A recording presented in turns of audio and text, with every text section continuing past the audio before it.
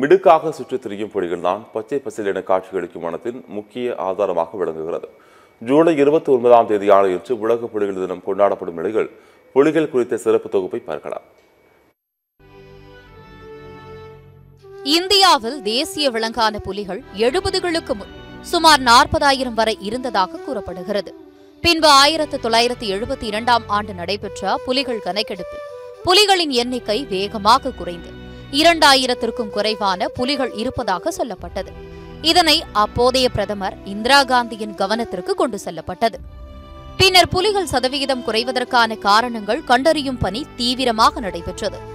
இதில் மனிதன் காடுகளை அழித்தும் வனவிலங்குகளை வேட்டையாடியும் தான் பல்வேறு வனவிலங்குகளும் புலிகளும் அழிந்து உள்ளது என தெரியவந்தது. பின்னர் அழிந்து வரும் பட்டியலில் புலிகள் சேர்க்கப்பட்டது.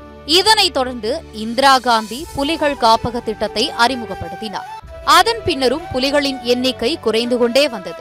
கடந்த சில ஆண்டுகளுக்கு முன்பு 2300 புலிகள் தான் இருக்கக்கூடும் என கணக்கெடுப்பின் முடிவின் தெரிவிக்கப்பட்டது.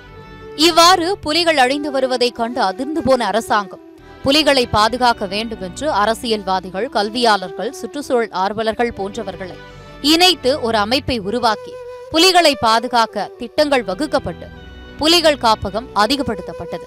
இதன் மூலம் தற்பொழுது இந்தியாவில் 48 புலிகள் காப்பகம் உள்ளது.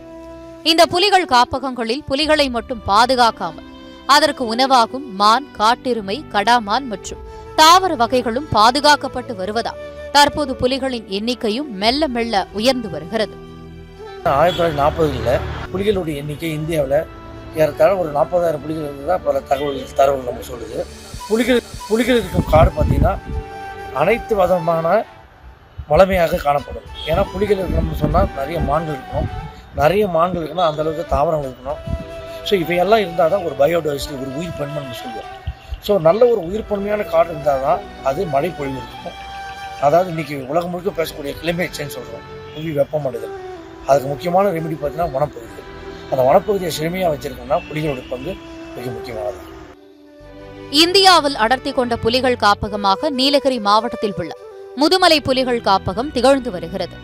மேலும் தமிழ்நாட்டில் தற்போது களக்காடு, முண்டந்துறை, ஆனைமலை, சத்தியமங்கலம் உள்ளிட்ட 4 புலிகள் காப்பகம் உள்ளது. தமிழகத்தில் உள்ள புலிகளை காப்பாற்ற சிறப்பு நிதிகளை ஒதுக்கி வனப்பகுதிகளில் குடிநீர் குளங்கள் அமைத்ததால் புலிகளின் எண்ணிக்கை அதிகரித்து உள்ளதாக புள்ளி விவரங்கள் தெரிவிக்கின்றன. முதுமலை புலிகள் காப்பகத்தில் புலிகளின் எண்ணிக்கை அதிகரித்து வரும் நிலையில் புலிகளின் வாழ்விடம் மற்றும் உணவு, தண்ணீர் உள்ளிட்டவற்றை வனப்பகுதிகளில் ஏற்படுத்த வேண்டும், வன காப்பாளர் பணியிடங்களை அதிகப்படுத்த வேண்டும் என வன ஆர்வலர்கள் தெரிவித்துள்ளனர்.